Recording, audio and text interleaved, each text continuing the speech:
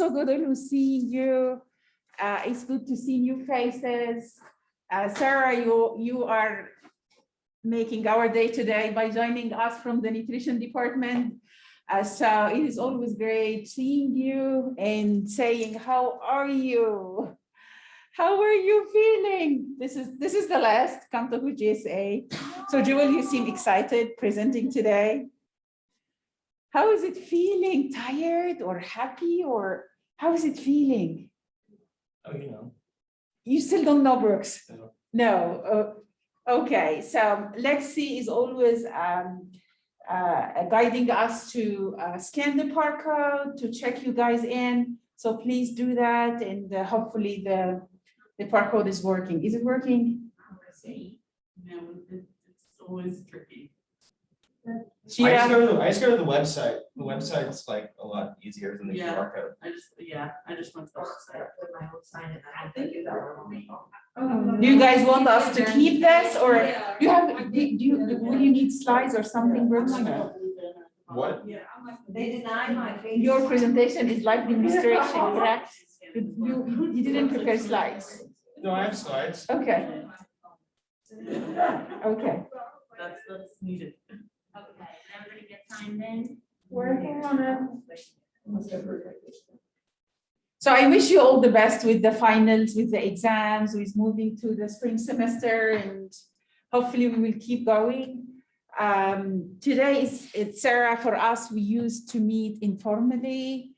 And this space is for us to talk about our talent, our uniqueness, our culture, our countries, our hobbies, our great tools that we use. So we always discuss and trying to bring joy, funny things, important things.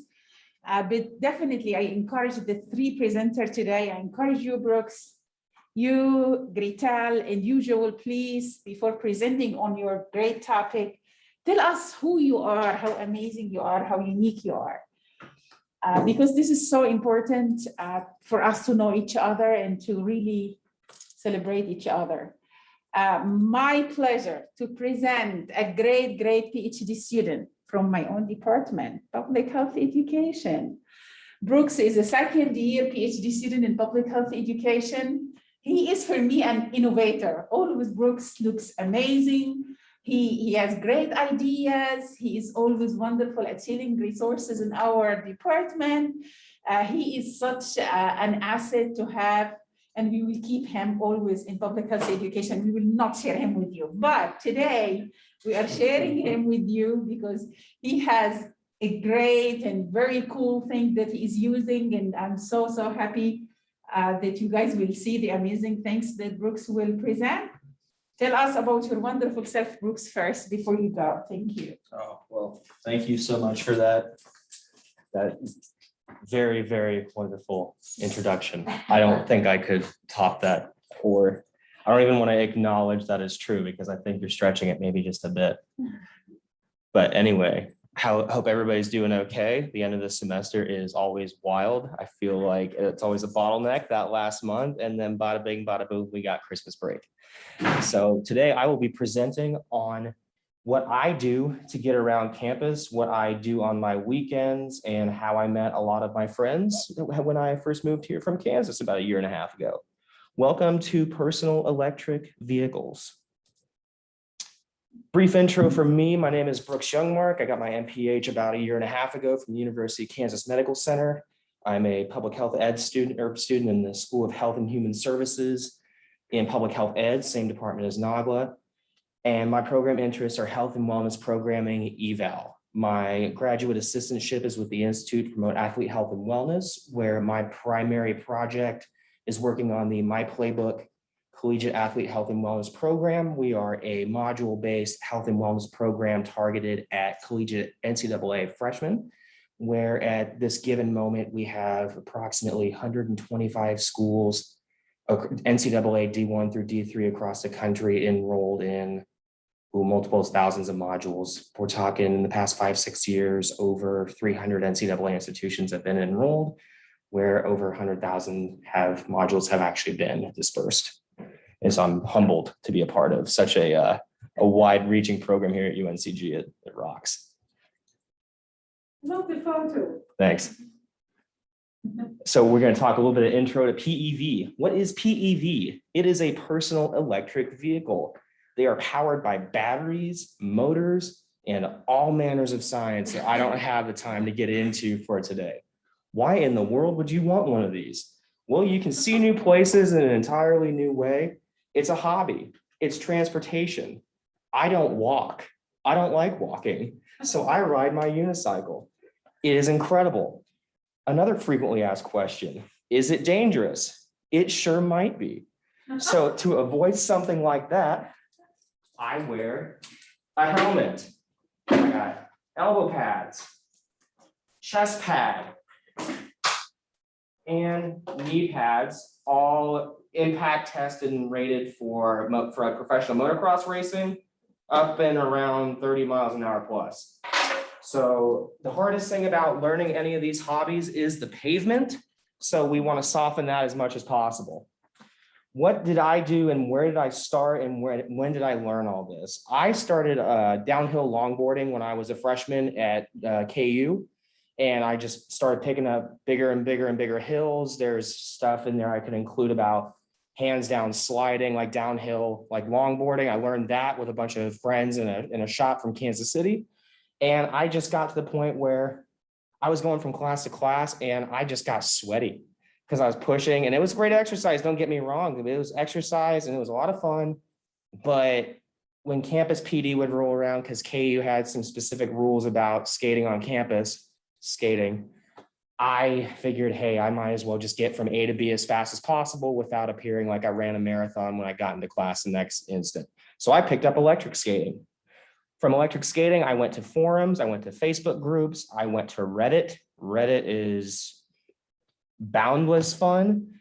And from there, I learned from current friends, and then I learned from new friends. Types of PEVs by wheel count, you have one-wheel vehicles, two-wheel vehicles, three-wheel vehicles, and four-wheel vehicles. One-wheel vehicles, coined aptly on the nose, it's called a one-wheel. There's also the electric unicycle, which I have sitting over here on the chair. The one wheel and the electric unicycle, we'll get into detail a little bit later here. They're both powered by a gyroscopic motor. Basically, you stand, there's pressure plates, you lean, the motor goes. Two-wheel vehicles, you have your standard electric bikes, e-bikes. Some are more off-road apps, some are more road-based. And scooters, like you'd see around, not just like your Lime scooters, your Bird scooters. I'm talking like 40, 50 mile an hour scooters, like electric scooters, suspensions, off-road tires, you know, like 40, 50 miles range, that type of deal.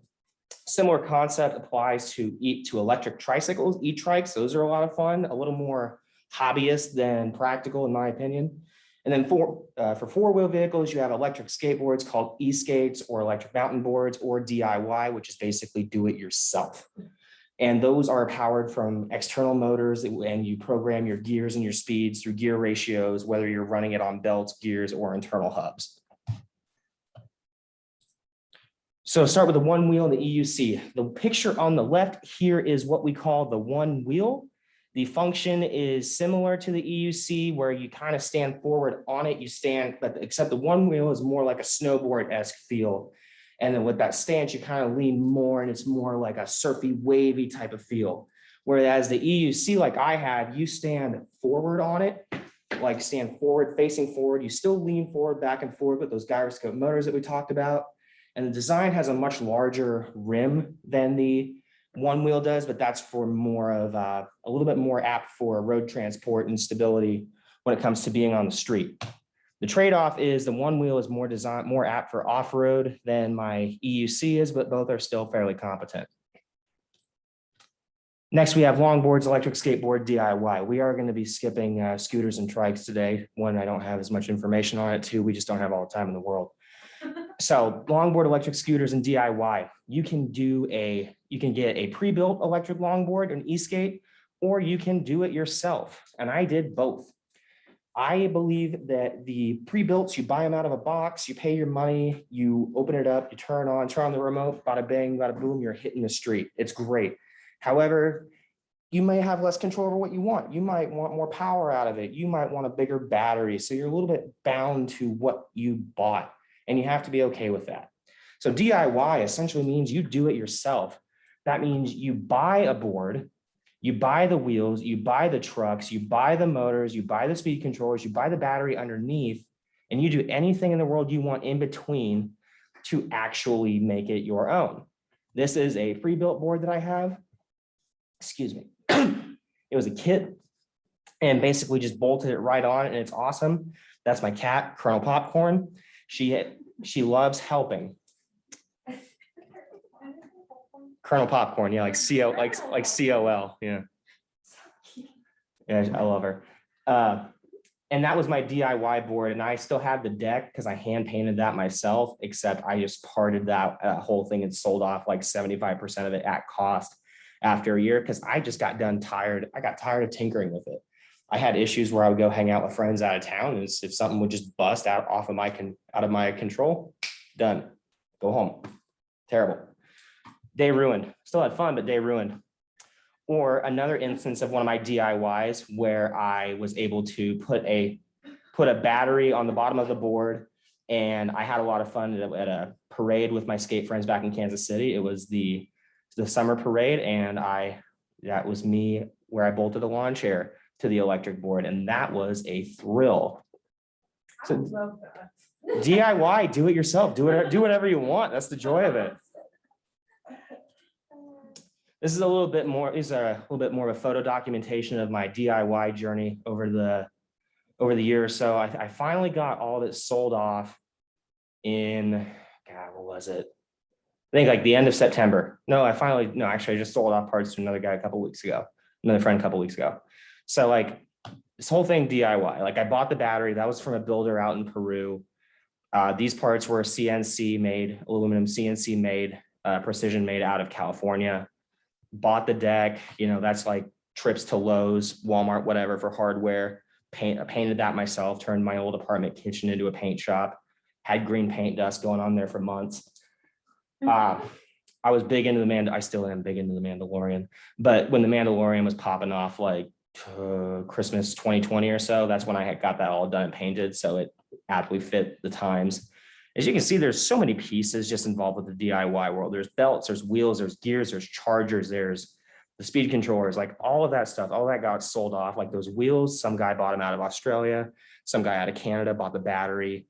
It's awesome because I bought it all and I sold it off for like 60, 70% value so I could reinvest into the EUC.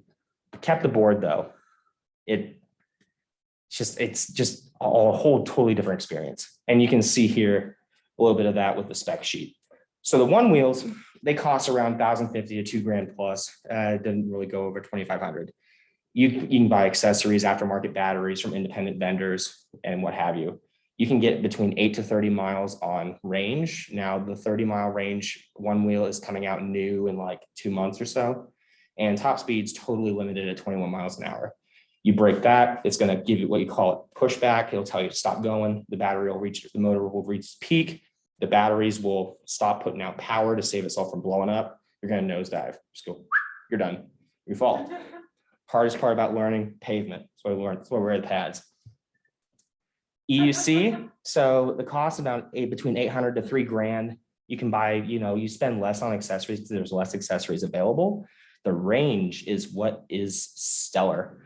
Between 20 to 55 miles plus range, period. I think that my odometer on my electric unicycle has the odometer on that's like 220 or so miles I've gone so far. I've charged it top to bottom 3 times. Yeah. You're doing the type of thing every day. Oh no.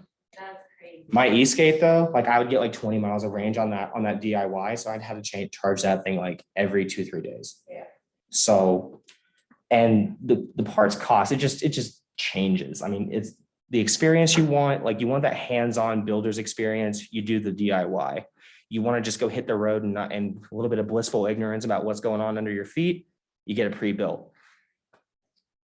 And then so those can still cost between $400 to $3,000 plus, just depends on what you want to put into it. You want more out of it, you're going to end up paying more. That's the idea of pre-built versus DIY. Top speeds for that, for the EUC, they'll cut out at about 40 to 42 miles an hour. Some will cut out about 45. E-skate depends on what you want out of it. You can get a gear, you can set up your gearing ratios to go higher as long as you don't exceed your battery voltage. I was able to pull 40.8 miles an hour out of my board. And that was on like a flat, no one within 5 miles, no wind, Nebraska open highway. Like you just can't do it in town. I've only done 27 miles an hour so far on my EUC. And that's after 25 miles an hour or so, streets just get shorter. So you just gotta look out for people backing out, look out for pedestrians, look out for everything. You don't want to hit them. It's going to ruin your experience. Just, you don't want it. So do you use like the bike lanes? Yes. A little bit of EUC tour here. Components, features of my own. The way it works, this sucker is like 65 pounds. So, oh, so I can't remember. Oh, there you go. I'm gonna tell you now, I came up with your- You want me to get- No, I'm good. I'm good. As long as I can still see it. I think anywhere around, well, I have to, yeah. No, that's cool. It's not, you don't want it on the chair, believe me. Nope. So the way this works, like the gyroscope motor, it self-balances leaning forward and backward, but not side to side. That's how I turn it. Free wheel, free spin, you lift it up. This is the lift sensor to stop the wheel. Beeps, lift it. They can't see on Zoom. Yeah. It's just, we'll just hang out there, so I can turn Oh, killer. Watch me. Little beep sensor, lift it up, wheel doesn't spin. I have pedals, stand on it, 5 pounds on my feet, lift up without the sensor, it's gonna go. And that's when it cuts out. That freestand speed, that was like 55 miles an hour. So, and then it just resets itself. It's got built-in flashlight, built-in rear RGB lights on the side. I got a phone app to program all that stuff. There's built-in speakers, but they sounded terrible and they're cheap, so I slapped this JBL on there. I heard that when you were going down the street, Yeah. it sounded good. Thank you. If they can't see me, they will hear me. I need to see you like writing that thing. I just saw him walking in today, that's why. I always see him next to his like Right. apartment slash house, but like he's always like done writing, so like I never. That's so cool. Do you have any background in like mechanical engineering? My dad was a mechanic, but I'm not an engineer of any sorts. I hate math. So that's just a little bit of tour. Kind of iterated why I switched to the EUC. Got tired of the DIY. I love the hands work, but it take me hours at a time to just get one little adjustment done. Check your belts, check your little loose screws, everything. Can't have anything go wrong. That, just turn it on and step on and I'm gone. So, Brooks, what are the traffic rules that you have to follow? I haven't found it out yet. Huh? I just ride the bike lane. I ride the bike lane. I'm just conscious about being in traffic. Most cops are cool. I had one that was getting after me when I was on my board one time on Market Street, and they did the worst thing that you could do to like someone on a bike. They ran right behind me and just blared their horn. Like, yeah, horrible. It's like, make me crash, please.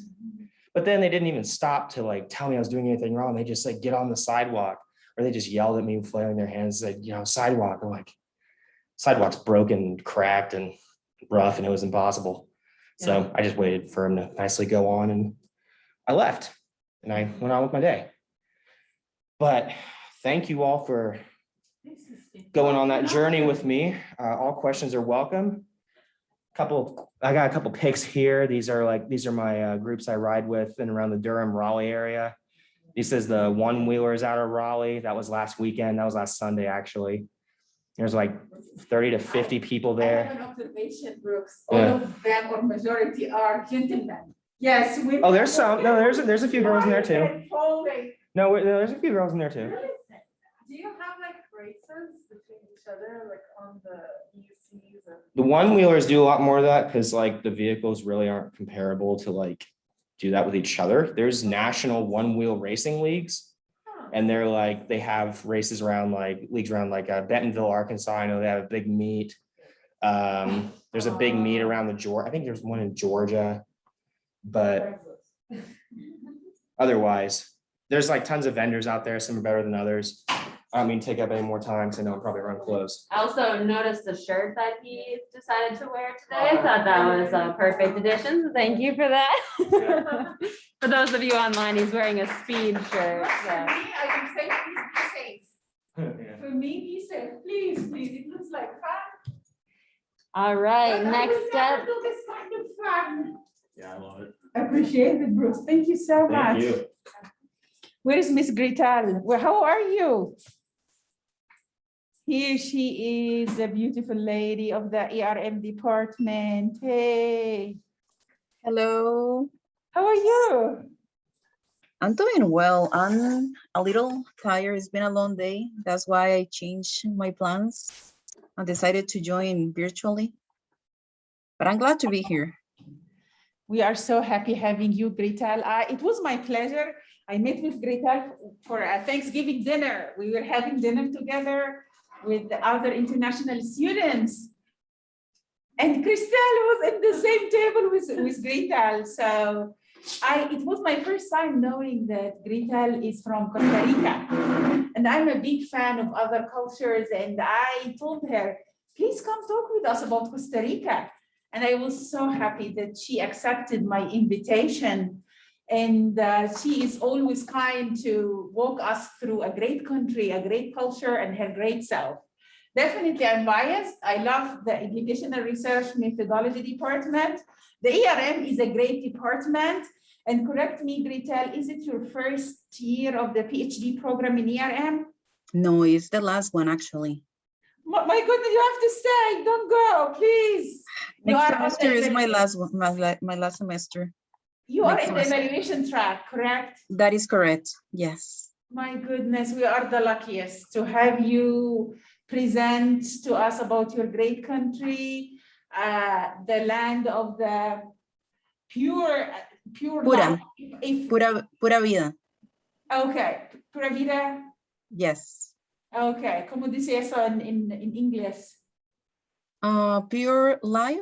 Pure life, correct. The land of pure life. This is amazing. I love Costa Rican coffee. Please bring us coffee. It's a pleasure, Greta, having you. And please, before talking about a great country, you are a great person. Tell us who you are, whatever you want to tell us, your research, yourself, your great life. And now the presentation and the floor is yours. Thank you. Well, I'm glad again about being here. Well, you know, I am an international student. I came to UNCG in 2017. I started my master's and then continue with the PhD in the ERN department. My dissertation is about the lack of representation of Latino evaluators in the field. So that's what I'm working on right now. And well, I think that any person that knows me knows that I am in love with my country. We have many different issues as any other country. But I think that is a great place to live or just to visit. I guess that we can start, and you know, like if there are any questions, we can go over those. So Costa Rica, I'm just going to go over the slides quickly because I have many, but it's like many pictures. First, Costa Rica is in Central America, between Nicaragua and Panama. If you want to travel, I think that is really convenient actually. There is a flight from Charlotte that takes about 4 hours and 20 minutes to go to Costa Rica. So I don't think that is really bad. I think that is close. Costa Rica is a very small country in comparison. the United States is 181 times larger than Costa Rica. There are more than 800 miles of coastlines. And this is just like a couple of examples. There are many places that you can go and you can visit. This is very popular: Manuel Antonio, Conchal, Montezuma, Ballena, Puerto Viejo, Cahuita, Manzanillo, Tortuguero, that the translation should be like the land of the turtles or something like that should be the translation. Costa Rica has 200 volcanoes, but only 5 of those are active volcanoes. This is one of those, Turrialba. You can also visit Volcán Poás, Volcán Irazú. Rincón de la Vieja is another volcano. And Arenal, this one is super popular. You can even see this one like in movies. Costa Rica, even if it is super small, is also one of the greenest countries in the planet. It has approximately 5% of the world's biodiversity. And in comparison, it only occupies about 0.3% of the planet's surface. There are many animals, many trees, plants. There is like a huge biodiversity in the country. There are many insects. We have about 20,000 species of spiders. And like these are just like a couple of pictures. Costa Rica is also home to more than 10% of all the species of butterflies in the world.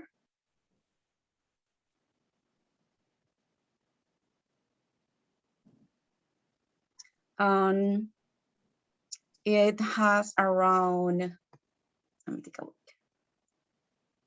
615 species of animals per 10,000 square miles.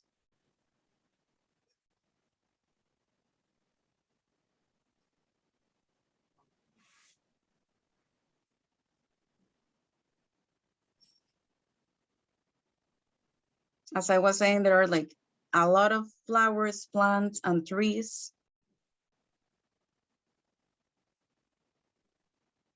And about the people, as I was saying, it's a very, very small country. So we are just 5 million people. And I think that creates a sense of community. There is like a really strong sense of community in Costa Rica. Costa Ricans are called ticos when we're talking about males, and ticas when we're talking about females. And the pura vida is like a philosophy. It's not a slogan, although it's used as a slogan. It's more like a philosophy, and it means pure life. You might have heard that Costa Rica has been like 2 or 3 times the happiest country in the planet. And it's because of this sense of wellness and this strong sense of community. So if you go to Costa Rica, you're going to experience a different interaction with people. Like everyone, not everyone, but most of the people are really happy. And people are kind. The official language is Spanish. There is a huge investment in Costa Rica in education and in environment as well. So the literacy rate is about 99.8%, which is one of the highest in the world. And here are like just some of the pictures of meals in Costa Rica and the coffee.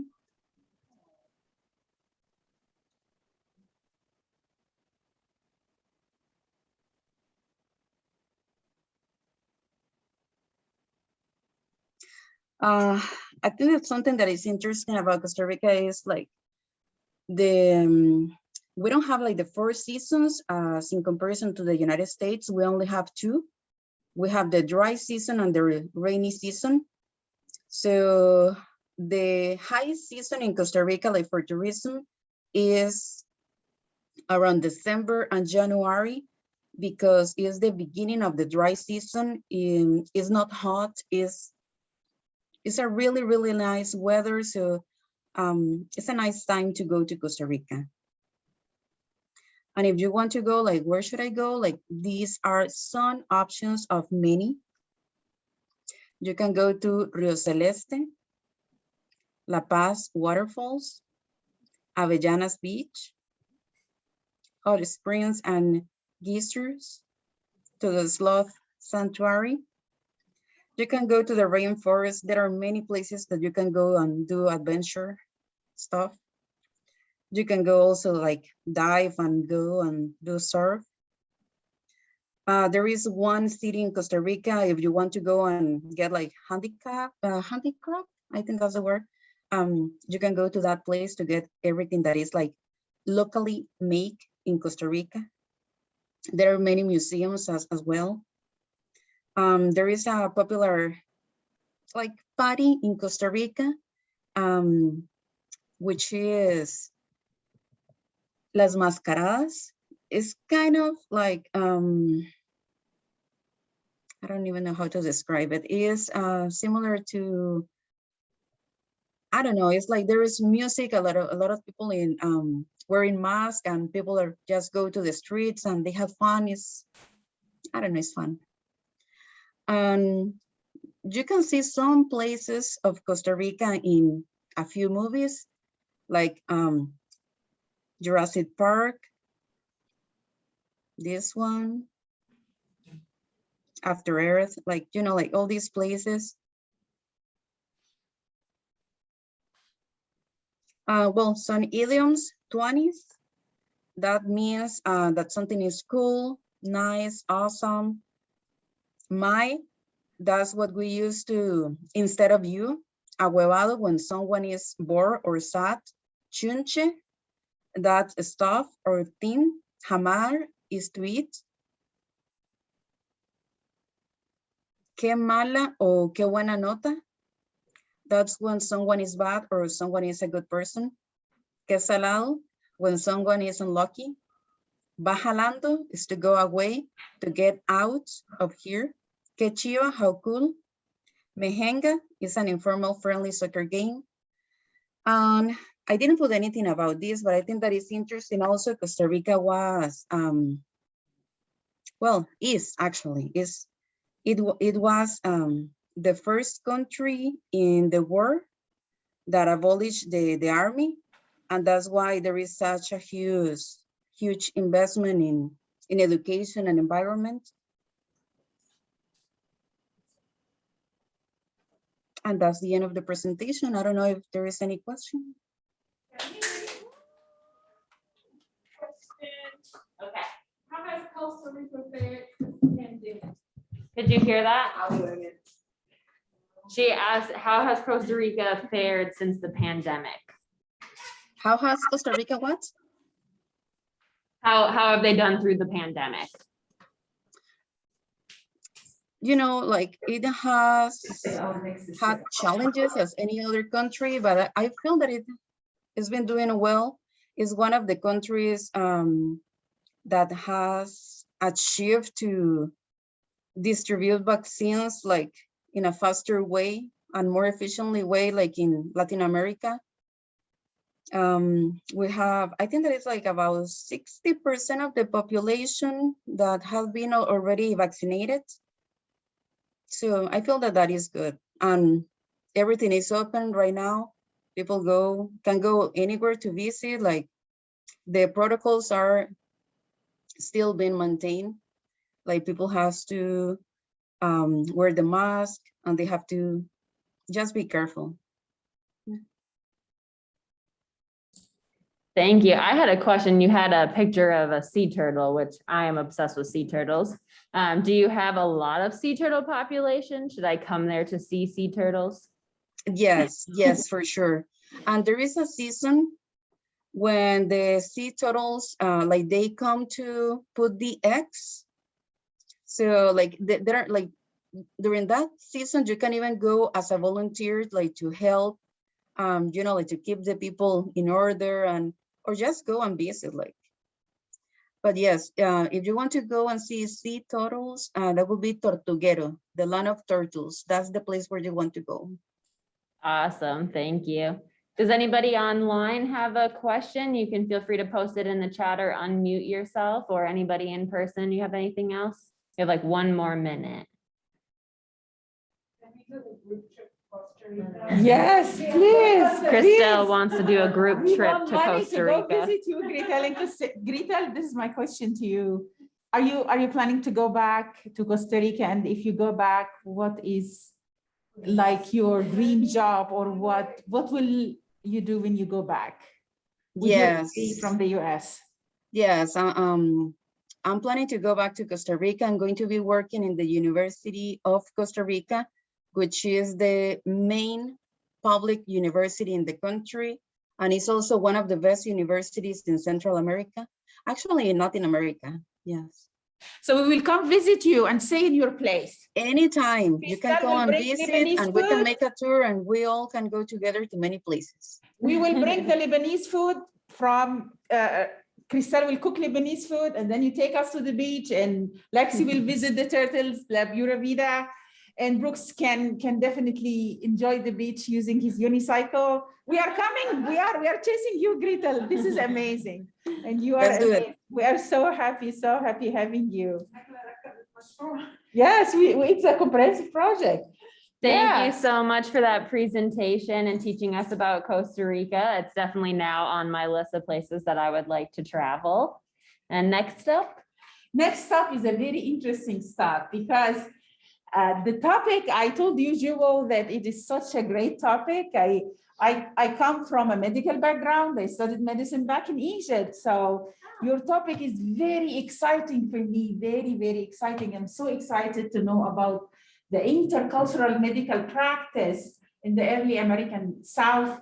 I'm so happy to know you more, Jewel, and I chased you because of what you study and the history department. I think it is one of the departments or the programs that I personally don't have a lot of information about. We value the education about your great department and your area of research, but definitely we are also interested to know you personally. Thanks. So you have to tell us about your great self and then take us to this important presentation. Thank you. Okay, thank you. Hi, everybody, in person and on Zoom. My name is Jewel, of course, and y'all were asking about my name earlier. I am not named after the singer, but my mother named me Jewel because I was precious. Yeah. So I'm a 4th-year PhD student with the history department. And I do admit to y'all that intercultural medical practice in the early American South is in fact my dissertation project very generally. So I do want to introduce y'all to this today, but I also want to talk about why it should matter to everyone, even with everyone coming from different disciplines and backgrounds. So generally speaking, what I work on, what I research and write about for my dissertation project is the intercultural interactions that happen between Europeans and Euro-Americans, Indigenous Americans, and enslaved and free Africans from the 17th through the 19th century and what is currently present-day US South. So I know that's loaded, but essentially it's really important to study because there were a number of different interactions between these various groups of people, and Africans and Indigenous Americans practiced trial and error medicine with botanical remedies over hundreds of thousands of years before Europeans learned these medical practices from them. So these are the origins of what is the present-day US pharmacopoeia. And here's some statistics for y'all. And I just want to preface this by saying that they are taken from Mr. Virgil Vogel from a 1976 conference paper. So they are not the most up-to-date statistics, But Vogel is taking an ethno-historical approach, which is what I do. So this is why I've included these here. The first US pharmacopoeia, issued in 1820, listed 296 substances of animal, mineral, and vegetable origin in its primary and secondary source lists. And of these 130, nearly all of vegetable origin represented drugs used by American Indians. So this just shows, I mean, the numbers speak for itself, that when Europeans came to the continent, they were not familiar with the landscape. The plants and their medicinal properties were completely new to them. So they learned these things from interacting with indigenous people, either because these indigenous Americans told them how to find these plants and what they looked like and the appropriate times of years to harvest them, or because they observed them do it. So the ways that indigenous Americans passed on this information to each other is a little different than how we might think of learning information today. And so that brings me to traditional ecological knowledge. I do want to ask, have any of y'all heard of traditional ecological knowledge before? No? So I like to call it TEK for short, but this little chart here kind of shows the similarities and the differences between indigenous knowledge and scientific knowledge. And I don't mean to generalize here, but a number of Native nations use TEK, which is different than scientific knowledge in the sense that this knowledge is passed down orally or through physically observing or hands-on stuff. So it is similar, but it's just a little bit different as well. It's also intuitive and holistic and oftentimes connected to a spiritual element. So pre-contact with Europeans, there were these Mississippian groups of native cultures within the South, and they had a lot of spiritual decorations, artwork, dances that included snakes. So I want to use snake bites as an example to kind of present this to y'all today. Snakes in Mississippian cultures were inherently good and bad. There's this dichotomy that snakes could be toxic because they have venom, right? So they can cause health problems through the snake bites, but they were also very much related to fertility and life. And snakes were revered in Mississippian cultures as animals that could cure illnesses sent from the sun. And so there's a number of native tribes within the South, including the Chickasaws, Choctaws, and Cherokees, who would not kill a snake for this very reason. Now, these native groups used TEK to demonstrate to Europeans where to find these plants, and they likened the physical appearance of them to the snakes themselves. These plants that you see on the slide are actually plants that would have been used to cure snake bites. Daniel Sabin Butrick was a missionary and a friend to the Cherokees prior to the United States government forcing them west. And so they documented these. So they learned them specifically from them. The one on the left is, is Liatris Spicata, which is a morning star plant. And it was chosen not just for the properties that help to heal a snake bite, but also because it looks kind of like the rattler on the end of a rattlesnake. Then you have Zigguenas, which is also black snake root on the other side. And what this one does is they documented this as it was told that in the winter, it looks like a bulb, kind of like a wild onion. But when it flowers, it has these little stems in the center, which kind of looks like a snake's teeth. So you have this intricate connection between not only what the plant does to heal, but also its appearance. And then they told this information to Euro-Americans. Now, Euro-Americans also learned a lot from enslaved and free Africans.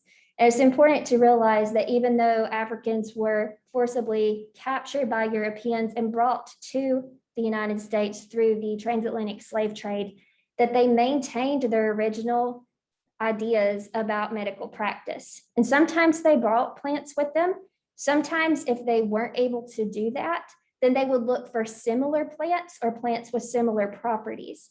And they would employ that as well as talk with Native Americans to figure out what worked best.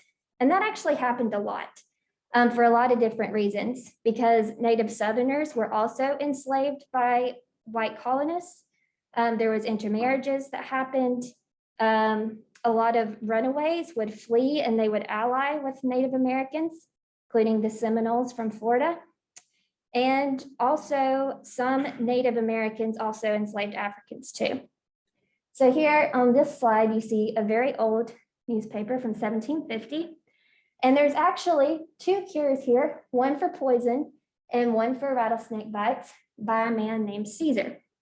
So I'll move on to the next slide so you can see a more up close version of Caesar's cure for the rattlesnake bite. We don't really know a whole lot about Caesar. We do know that Caesar was an African man, that a lot of white plantation owners consulted Caesar because they believed that he knew a lot about medicine. And there was this belief that he would know best how to cure other folks from Africa that were enslaved.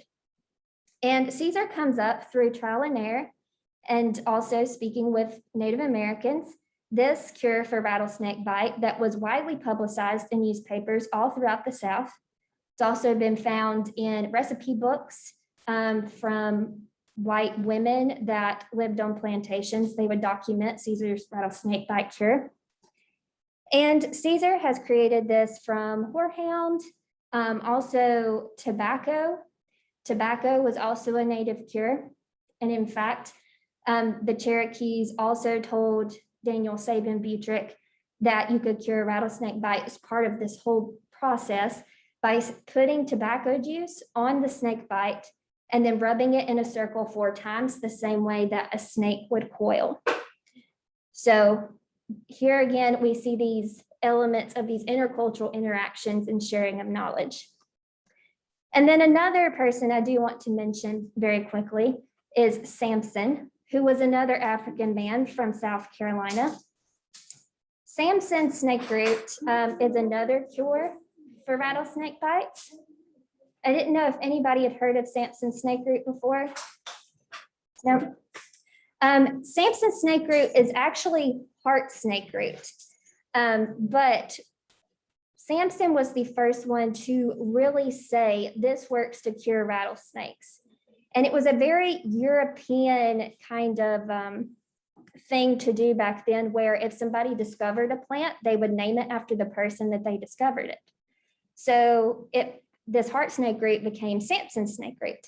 And to this day, you still hear people use that same terminology to talk about the plant. So its origins are with Samson discovering it. So I say this all to not only to get you to think about the origins of the US pharmacopoeia, but also acknowledge the contributions of Indigenous American and African influences on the medical practices that we have today. It is Native American Heritage Month, and you can kind of think about it in the same way that people will make land acknowledgements today to reflect on the people that have lived here before. Just a few more short examples of medicine that you might know of today that has its origins with Indigenous American and African influences is quinine, which is used to cure malaria. It comes from the cinchona tree, which is from South America. And of course, Indigenous Americans were the ones that discovered that and provided that cure to European explorers. We also have a picture of a willow tree here. There is salicin, which is a chemical in willow trees that is very similar to aspirin today. So it's anti-inflammatory. Inoculation has its origins in Africa. And I don't have a picture of it here, but you know, the North Carolina state tree is the dogwood, and Native Americans also taught European colonists how to take the bark from a dogwood tree, make it into a tea because it was a fever reducer. So you see a lot of different contributions, even at this early stage of US history, that are still reflected in the US pharmacopoeia of today. So thank you. If y'all have any questions, I'm here.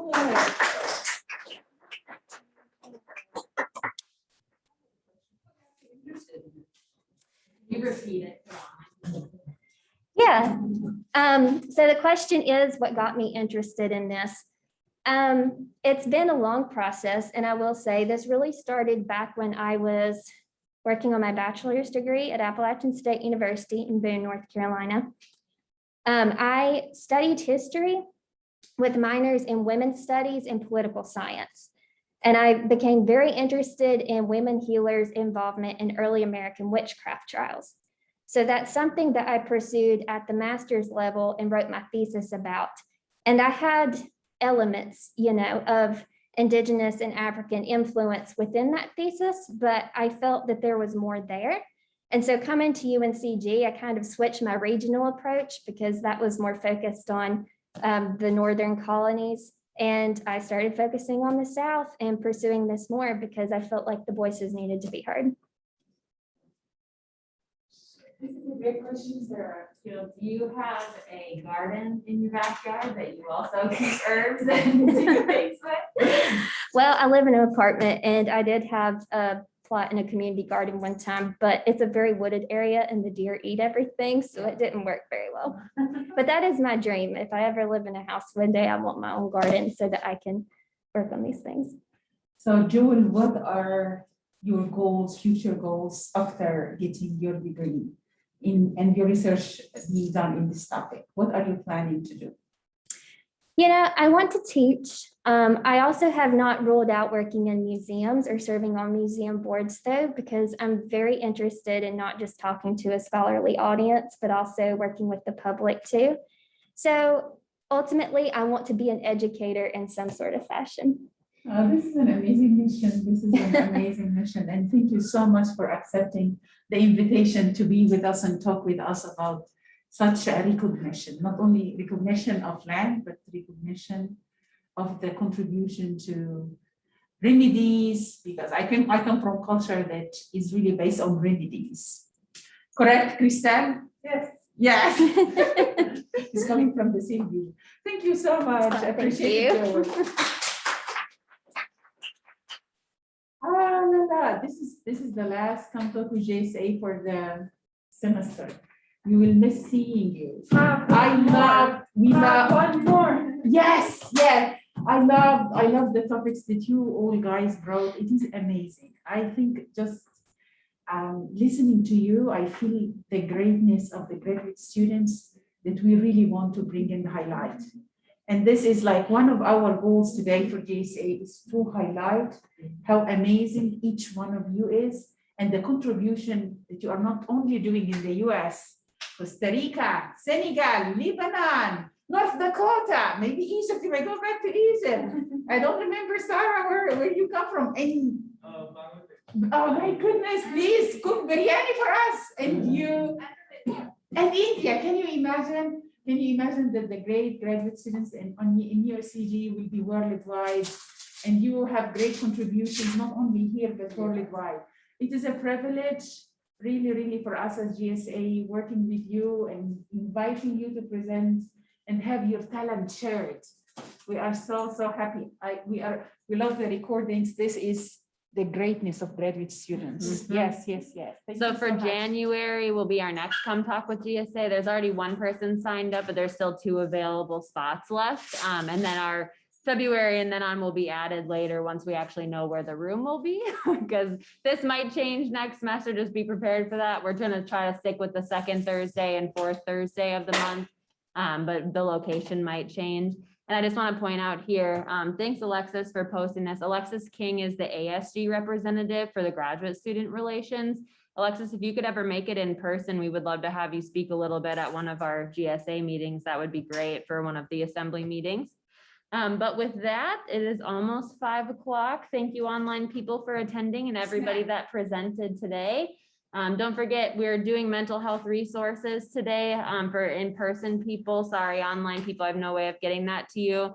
And snacks. So grab those on your way out. Thanks everyone for coming. We'll see you in January. Have a good holiday. Happy holidays.